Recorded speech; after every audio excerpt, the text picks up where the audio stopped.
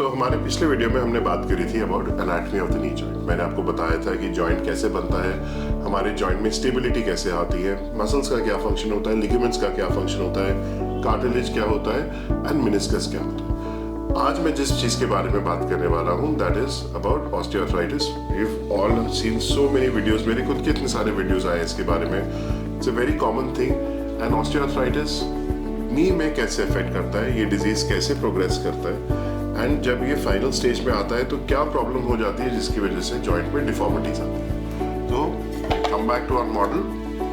So if you remember, femur, tibia, patella, lateral compartment, medial compartmental, and this is patellofemoral compartment. तो मैंने अपने video में आपको बताया था कि the disease osteoarthritis, basically osteoarthritis क्या है, this is age related degeneration of the joint. जैसे जैसे एज बढ़ती है पेशेंट की, वैसे वैसे जॉइंट जो है आगे और डिजेनरेट होता है, जॉइंट खिंचता चला जाता है, पेन होती है, फंक्शनल कैपेबिलिटीज पेशेंट की कम हो जाती है, and that is called osteoarthritis. ये किसी भी जॉइंट में हो सकता है, नी में हो सकता है, हिप में हो सकता है, शोल्डर में हो सकता है, इनफैक्ट स्पाइन के जो छोटे फैसेट जॉइंट्स होते हैं उसमें भी हो सकता है। Now in knee what happens कि ये जो हमारा कार्टिलेज होता है, इनिशियल स्टेजेस में कार्टिलेज में फिजरिंग शुरू हो जाती है।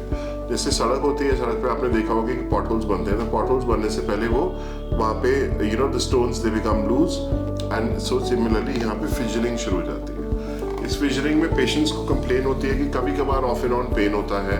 This pain can be there, कभी ज़्यादा स्ट्रेनस एक्टिविटी कर ली, कभी हाई इम्पैक्ट एक्टिविटी कर ली, रनिंग कर ली, जॉगिंग कर ली, सो उस कंडीशन में पेशेंट्स को पेन का कंप्लेन होएगा। This is stage 1, stage 2 osteoarthritis.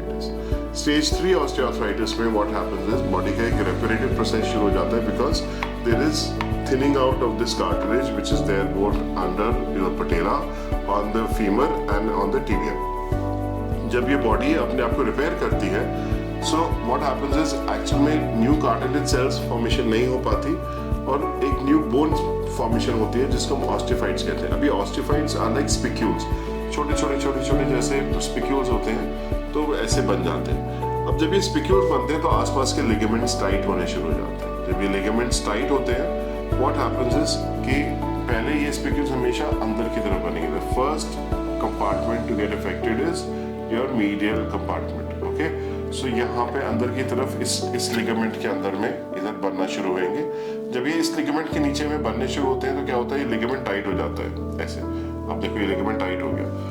अब इसको हम कहते हैं tenting of the medial collateral ligament. जब ये टाइट होएगा, so this surface and this surface it gets pulled against each other and there is further friction and further degeneration of the medial compartment. जैसे जैसे disease progress करेगा, lateral compartment का involvement होएगा and similar thing starts happening in the lateral side also. And finally क्या होता है कि जो पटेला होता है इसका इन्वॉल्वमेंट होता है, यहाँ पे हमारे नए बोन फॉर्मेशन शुरू होती है, एंड जो पटेला की ट्रैकिंग होती है, मतलब ये पटेला कैसे मूव कर रहा है, ये ट्रैकिंग खराब हो जाती है। नॉर्मल मूवमेंट में भी पेशेंट को पेन शुरू हो जाता है। ये होता है grade 3 and towards the end of grade 3 में ऐसे चेंजेस आ जाते हैं। लास्ट स्टेज में क्या होएगा कि along with all these changes there is every other structure starts to get involved. Meniscus जो होते हैं, मैं आपको बताया था वॉशर की तरह मेनिस्कस होते हैं जॉइंट में, उनकी थिनिंग आउट हो जाती है। जो अंदर लिगामेंट होता है the ACL that starts to thin out.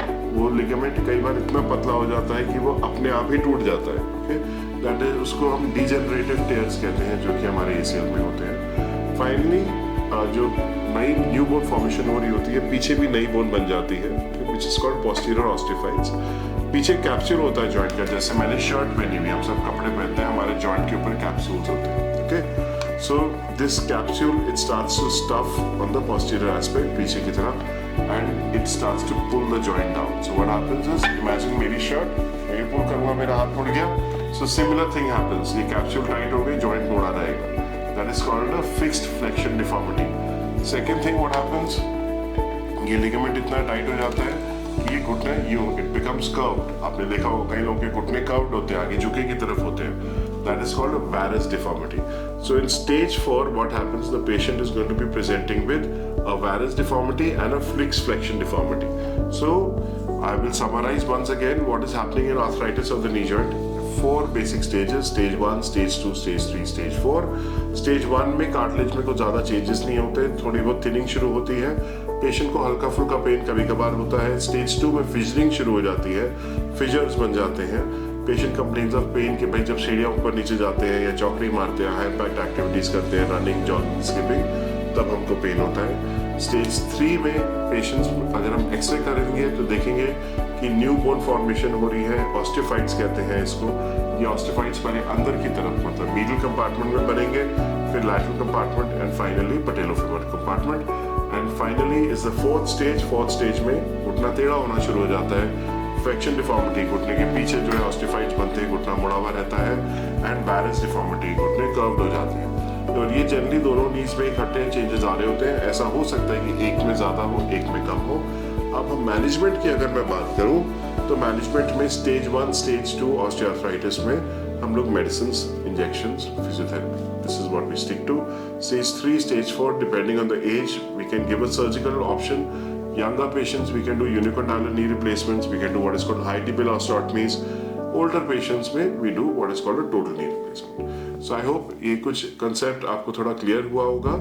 And if you have any doubts, any questions, please feel free to ask me in the comments. I'll try to answer all of them. Thank you. धन्यवाद. For more information, contact Dr. Khera's Wellness Clinic.